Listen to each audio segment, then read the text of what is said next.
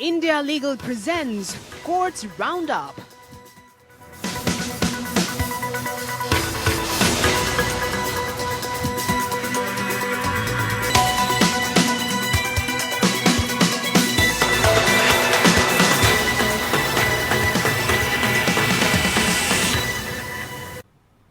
नमस्कार, मैं हूं आपके साथ ऋषु त्यागी। कोर्ट्स राउंडअप में आप सभी का स्वागत है। इस बुलेटिन में अगले आधे घंटे हम आपको कोर्ट से जुड़ी तमाम छोटी बड़ी खबरों से रूबरू करवाएंगे। कोर्ट की कार्यवाही और सुप्रीम कोर्ट से लेकर हाई कोर्ट और लोअर कोर्ट्स तक के फैसलों को आपके सामने रखेंगे। आगे बढ़ने से पहले डालते हैं एक नजर हेडलाइंस पर। तीस्ता सीतलवाड़ की जमानत याचिका पर सुनवाई करते हुए सुप्रीम कोर्ट ने गुजरात सरकार को किया नोटिस जारी। कहा, हम विचार करेंगे कि तीस्ता को क्या राहत दी जाए।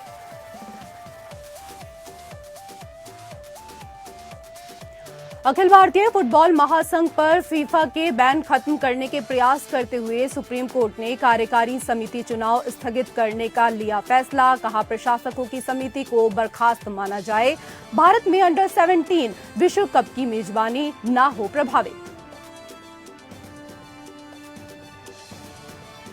रेप केस में सुप्रीम कोर्ट ने शाहनवाज हुसैन के खिलाफ सभी कार्रवाई पर लगाई रोक। कहा, मामले पर विचार करने की आवश्यकता है। शाहनवाज के वकील ने कहा, ऐसे तो कोई भी उनकी प्रतिष्ठा को धूमिल कर सकता है।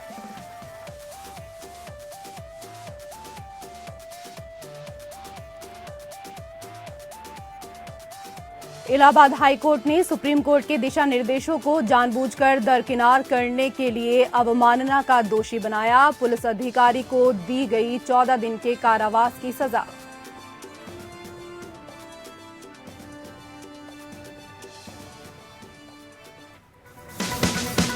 India Legal presents Courts Roundup.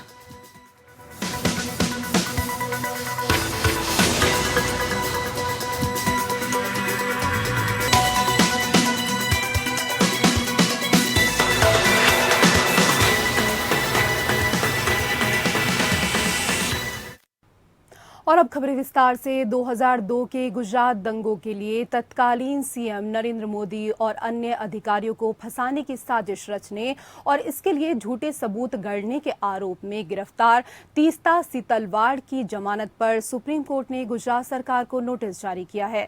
Supreme court इस पूरे मामले पर गुरुवार 25 अगस्त को सुनवाई करेगा। सुनवाई के दौरान जस्टिस ललित ने तीस्ता के वकील कपिल सिब्बल से कहा कि मैं सोहराबुद्दीन मुठभेड़ मामले में कुछ आरोपियों के लिए बतौर वकील पेश हुआ था।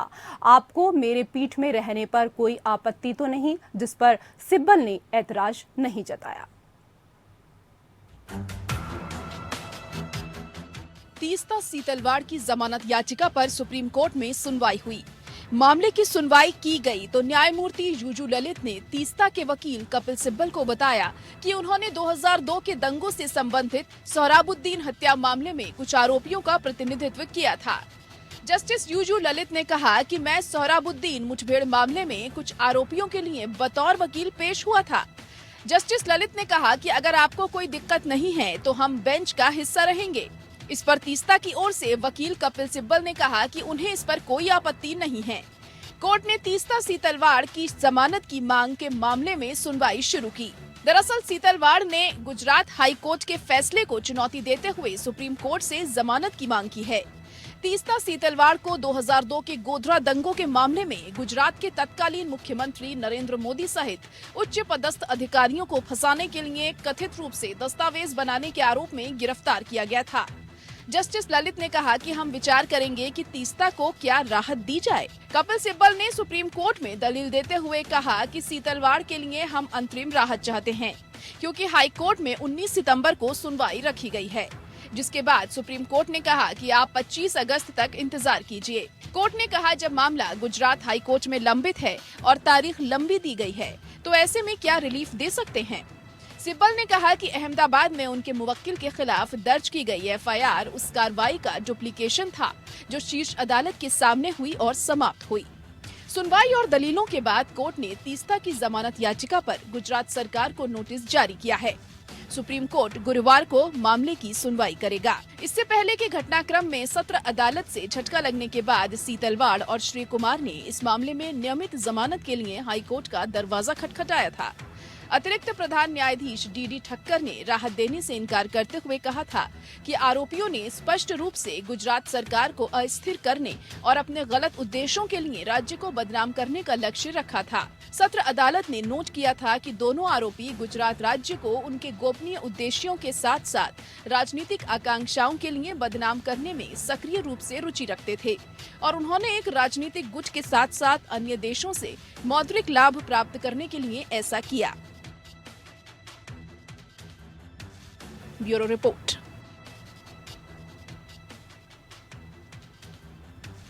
उधर फीफा द्वारा अखिल भारतीय फुटबॉल महासंघ के निलंबन को रद्द करने के आदेश को खत्म करने के लिए सुप्रीम कोर्ट ने पहल की है। एआईएफएफ की कार्यकारी समिति चुनाव होंगे स्थगित करने के केंद्र के सुझाव पर कोर्ट ने सहमति जताई है और दिशा निर्देश जारी किए हैं। उच्चतम न्यायालय ने निर्देश दिया है कि अखिल भारतीय फुटबॉल महासंघ के कामकाज के संचालन के लिए नियुक्त 3 सदस्यीय प्रशासकों की समिति को बर्खास्त माना जाए। न्यायालय ने कहा कि भारत में अंडर 17 महिला विश्व कप के आयोजन और फीफा द्वारा एआईएफएफ पर लगाया निलंबन रद्द कराने के लिए इसने अपने पूर्व आदेश में बदलाव किया है।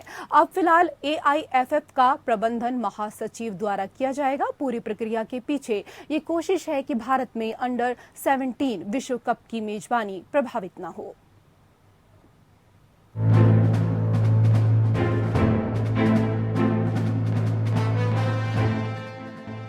अंतर्राष्ट्रीय फुटबॉल को संचालित करने वाली संस्था फीफा द्वारा अखिल भारतीय फुटबॉल महासंघ या ऑल इंडिया फुटबॉल फेडरेशन को निलंबित किए जाने के मामले में सुप्रीम कोर्ट में सुनवाई हुई।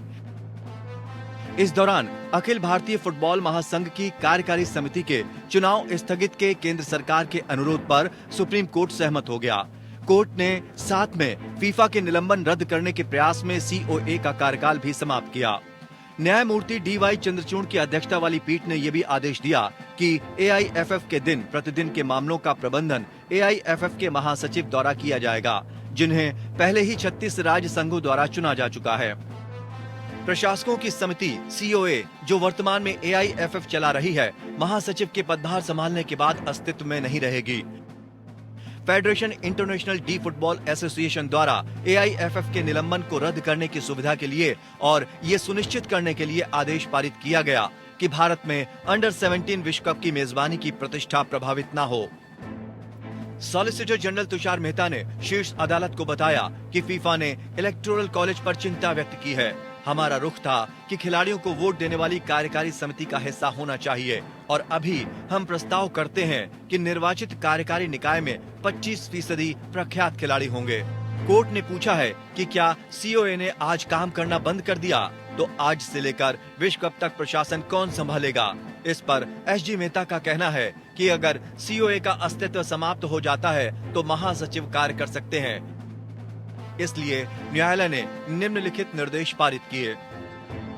3 अगस्त 2022 के आदेश के अनुसरण में निर्धारित निर्वाचन कार्यक्रम में निर्वाचन की तिथि को 1 सप्ताह की अवधि बढ़ाकर संशोधित करने की अनुमति दी गई। आगामी चुनाव के लिए मतदाता सूची में 36 राज्य संघों के प्रतिनिधि शामिल होंगे। नियुक्त रिटर्निंग अधिकारियों को इस न्यायालय द्वारा नियुक्त माना जाएगा। एआईएफएफ के दिन प्रतिदिन के मामलों को महासचिव द्वारा विशेष रूप से देखा जाएगा। महासचिव के पदभार ग्रहण करने के बाद सीओए का अस्तित्व समाप्त हो जाएगा। फीफा ने हाल ही में एक प्रेस विज्ञप्ति जारी कर कहा था कि उसने सर्वसम्मति से एआईएफएफ को तत्काल प्रभाव से निलंबित करने का फैसला किया है, जिसके परिणाम स्वरूप फीफा अंडर 17 महिला विश्व कप 2022 भारत में आयोजित नहीं किया जा सकता है। Bureau report.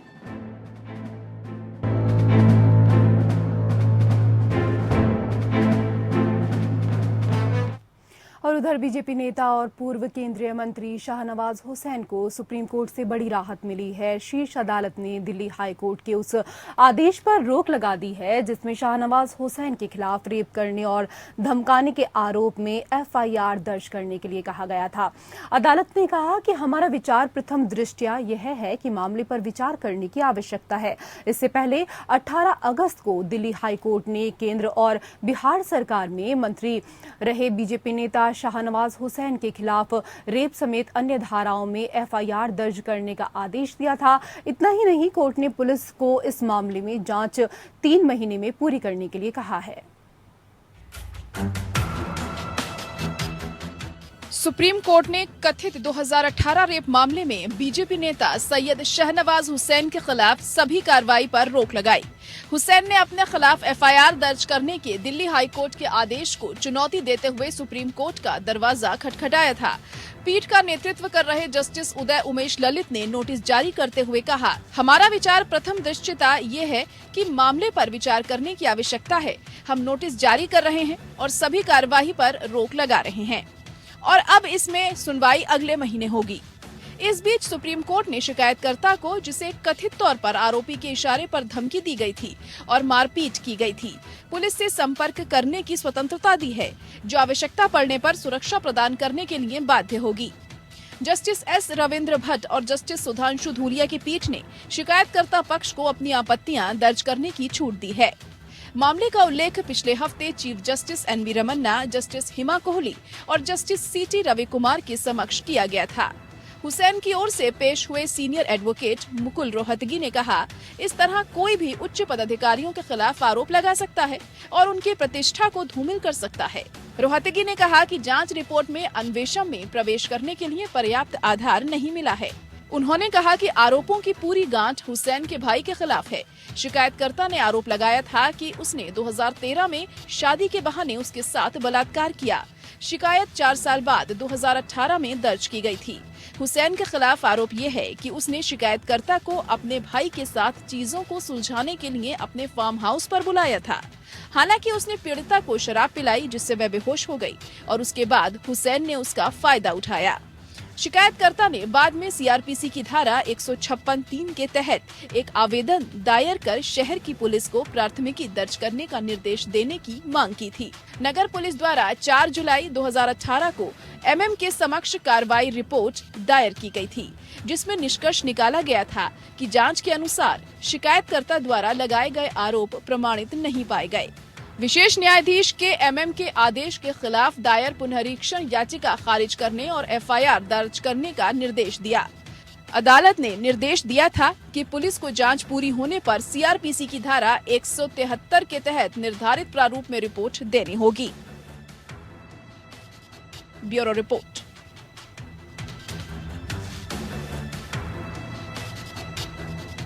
सुप्रीम कोर्ट ने केंद्र को राम सेतु को राष्ट्रीय धरोहर का दर्जा देने वाली मांग को लेकर बीजेपी नेता सुब्रमण्यम स्वामी की याचिका स्थगित कर दी। राम सेतु को राष्ट्रीय विरासत स्मारक के रूप में घोषित करने का मुद्दा डॉक्टर स्वामी ने 2007 में राम सेतु की सुरक्षा के लिए सेतु समुद्रम शिप चैनल परियोजना के खिलाफ दायर अपनी याचिका में उठाया था और राम सेतु पर परियोजना के काम पर सुप्रीम कोर्ट द्वारा रोक लगा दी गई थी। जस्टिस डीवाई चंद्रचूड़ और जस्टिस एएस बोपन्ना ने कहा कि राष्ट्रीय विरासत का दर्जा देने का निर्णय कार्यपालिका का विशेष अधिकार है। हालांकि डॉक्टर स्वामी ने पीठ को अवगत कराया कि केंद्र सरकार इस बहाने में टालमटोल कर रही है कि सुप्रीम कोर्ट इस मामले पर विचार कर रहा है। पीठ ने कहा कि मामला कुछ दिन पहले ही उसे सौंपा गया था और इसलिए भारी दस्तावेजों को देखने के लिए उसे कुछ समय की आवश्यकता होगी। डॉक्टर स्वामी ने केंद्र सरकार से इस मामले में अपना जवाबी हलफनामा दायर करने और एक स्टैंड लेने के लिए कहने के लिए कोर्ट से अनुमति मांगी। उन्होंने कहा कि अगर केंद्र उनकी याचिका का विरोध कर रहा है तो उन्हें स्पष्ट रूप से इसका संकेत देना चाहिए। सॉलिसिटर जनरल तुषार मेहता ने प्रस्तुत किया कि वह दस्तावेजों की समीक्षा करेंगे। जैसा कि पीठ ने मामले को स्थगित कर दिया, डॉक्टर स्वामी ने कहा कि यह सुनिश्चित किया जाना चाहिए कि रजिस्ट्री द्वारा मामले को वाद सूची से हटाया नहीं गया है। पिछले हफ्ते डॉक्टर स्वामी ने जस्टिस DY चंद्रचूड़ से मामले को तत्काल सूचीबद्ध करने की मांग की थी। राम सेतु एक पुल है जो तमिलनाडु के दक्षिण पूर्वी तट पर स्थित है। ये दक्षिण भारत में रामेश्वरम के पास पवन द्वीप से श्रीलंका के उत्तरी तट पर मन्नार द्वीप तक फैला हुआ है। सीता को बचाने के लिए श्रीलंका पहुंचने के लिए भगवान राम द्वारा निर्मित महाकाव्य रामायण में पुल का उल्लेख भी किया गया है।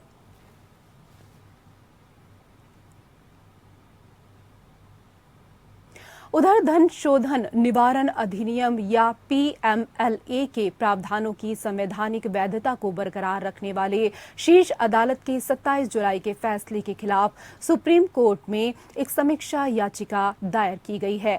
CJI NV रमन्ना के समक्ष सोमवार को याचिका का उल्लेख किया गया, जो मामले को सूचीबद्ध करने के लिए सहमत हुए।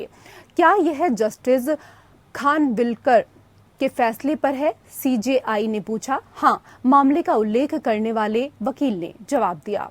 ठीक है, हम इसे सूचीबद्ध करेंगे, CJI ने कहा। सुप्रीम कोर्ट ने 27 जुलाई को PMLA के प्रावधानों की वैधता को बरकरार रखा था। फैसले में मनी लॉन्ड्रिंग के मामलों में सख्त जमानत शर्तों को बरकरार रखा गया था, जो सुप्रीम कोर्ट के पहले के फैसलों के विपरीत थी। ED को स्वीकार्य साक्ष्य के रूप में गिरफ्तारी, तलाशी, जब्ती, कुर्की बयानों का उपयोग और ED मामले की सूचना रिपोर्ट या ECIR की आपूर्ति की गैर आवश्यकता से संबंधित प्रावधानों को प्रभावी ढंग से दंड प्रक्रिया संहिता का प्रतिपादन करते हुए बरकरार रखा गया था। आलोचकों ने तर्क दिया कि निर्णय संविधान के अनुच्छेद 20 और 21 द्वारा प्रदान की गई बुनियादी सुरक्षा के खिलाफ है।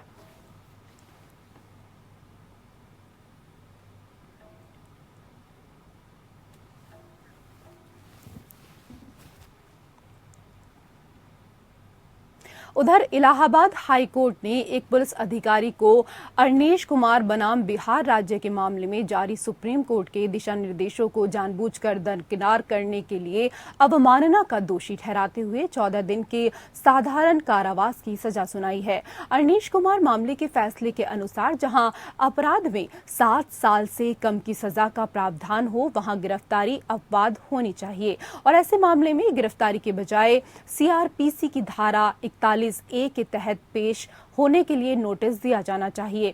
ऐसे मामले में असाधारण परिस्थितियों में गिरफ्तारी की जा सकती है, लेकिन कारणों को लिखित रूप में दर्ज करना होगा। इस मामले में अवमाननाकर्ता चंदन कुमार, थाना प्रभारी कंठ, जिला शाहजहांपुर ने CRPC की धारा 41A के तहत आरोपी को नोटिस दिया, लेकिन उसने जानबूझकर GD में दर्ज किया कि आरोपी ने नोटिस के नियमों और शर्तों को स्वीकार करने से इनकार कर दिया। दरअसल पुलिस अधिकारी ने ये कहकर मामले को सांप्रदायिक रंग देने की कोशिश की कि आरोपी मुस्लिम समुदाय का है और इसलिए उसे गिरफ्तार नहीं किया गया, तो सांप्रदायिक दंगों की आशंका है। हालांकि कोर्ट ने कहा कि ऐसी कोई आशंका नहीं है, क्योंकि माना जाता है कि उच्च अधिकारियों द्वारा हस्तक्षेप किए जाने तक थाने में FIR दर्ज नहीं की गई थी। GD में कोई एंट्री नहीं थी कि आरोपी के गिरफ्तार नहीं होने की स्थिति में सांप्रदायिकता भड़कने की ऐसी कोई आशंका है। ऐसा अरनेश कुमार के मामले में सुप्रीम कोर्ट के दिशा निर्देशों को दरकिनार कर आरोपी को किसी तरह गिरफ्तार करने के लिए किया गया। पुलिस अधिकारी के दृष्टिकोण को लापरवाह बताते हुए न्यायालय ने निम्नलिखित टिप्पणी की। अवमानना करने वाले का दृष्टिकोण लापरवाही वाला रहा है। इस प्रकार उसने खुद को कानून के ऊपर समझा। अनुशासित बल का सदस्य होने के नाते वो कानून के जनादेश का पालन करने के लिए बाध्य है। इसका उल्लंघन नागरिक और आपराधिक परिणाम देगा। उसके द्वारा मांगी गई माफी कार्यवाही से बचने के लिए है।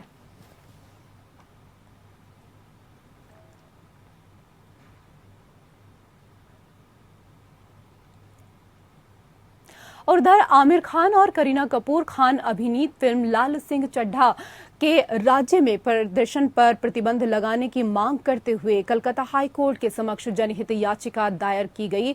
याचिका में आरोप लगाया गया कि इस फिल्म से शांति भंग हो सकती है। भारतीय जनता पार्टी नेता और वकील नाजिया इलाही खान ने हाईकोर्ट का रुख करते हुए कहा कि राज्य में किसी भी धार्मिक मुद्दे के संबंध में स्थिति बेहद अस्थिर है। इस संबंध में अपने तर्कों को पुष्ट करने के लिए याचिकाकर्ता ने हाल ही के कुछ उदाहरणों का उल्लेख किया है जब राज्य गंभीर स्थिति में आ गया था। याचिका में कहा गया है कि पैगंबर मोहम्मद के खिलाफ बीजेपी की पूर्व प्रवक्ता नुपुर शर्मा द्वारा दिए गए कथित भड़काऊ बयान के कारण राज्य के लोग गुस्से में हैं। हालांकि याचिका में कहा गया कि अदालत के हस्तक्षेप के बाद स्थिति को नियंत्रित किया गया। याचिका में मुख्यमंत्री की उस टिप्पणी का भी जिक्र है जिसमें उन्होंने कथित तौर पर पश्चिम बंगाल राज्य में प्रमुख विपक्षी दल के खिलाफ जिहाद शब्द का इस्तेमाल किया था। फिर भी याचिका में कहा गया कि अदालत के हस्तक्षेप के कारण स्थिति को नियंत्रण में लाया गया।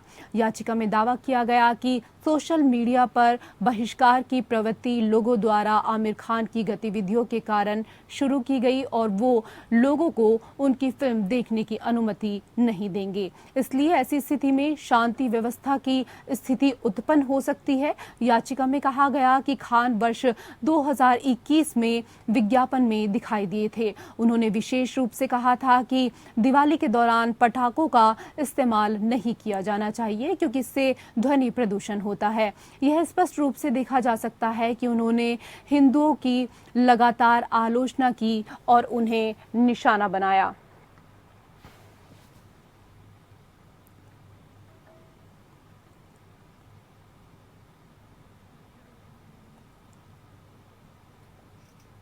उधर भारत के उपराष्ट्रपति जगदीप धनखड़ का अभिनंदन समारोह सर्वोच्च न्यायालय के अतिरिक्त भवन परिसर में किया गया। इस समारोह में CJI Ramana, solicitor general Tushar Mehta, SCBA अध्यक्ष विकास सिंह और SCBA उपाध्यक्ष प्रदीप राय ने अपने विचार भी रखे।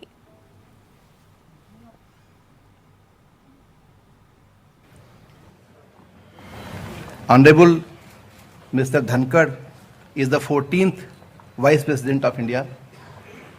Though we had shared a very fond memories with him, whenever we used to go to Ranchi, we used to find him because he was mostly engaged in all the matters of Coal India and BCCL and all.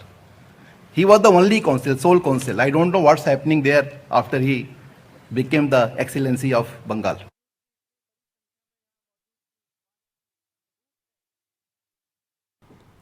तो इस दौरान CJI Ramana भी इस कार्यक्रम में मौजूद रहे।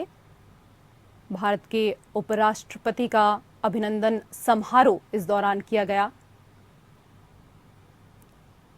जगदीप धनखड़ जी इस दौरान पहुंचे हुए थे जहां पर उनका अभिनंदन समारोह किया गया। SCBA उपाध्यक्ष प्रदीप राय ने इस दौरान अपने विचार सभी के सामने प्रस्तुत किए।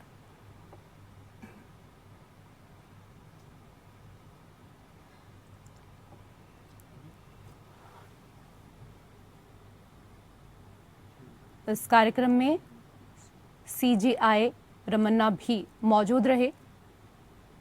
भारत के उपराष्ट्रपति का अभिनंदन समारोह इस दौरान किया गया। बहुत ही खूबसूरत ये पल, बहुत ही खूबसूरत ये तस्वीरें जब भारत के उपराष्ट्रपति जी का अभिनंदन समारोह किया गया और इस दौरान अपने विचार भी रखे कई लोगों ने। Of preceding speakers, they could not have been more kind, and my sentiment has been rightly noticed by the Honorable Chief Justice. I am so grateful for the absence of my wife on the occasion. Would ever cherish this moment. Felicitation by those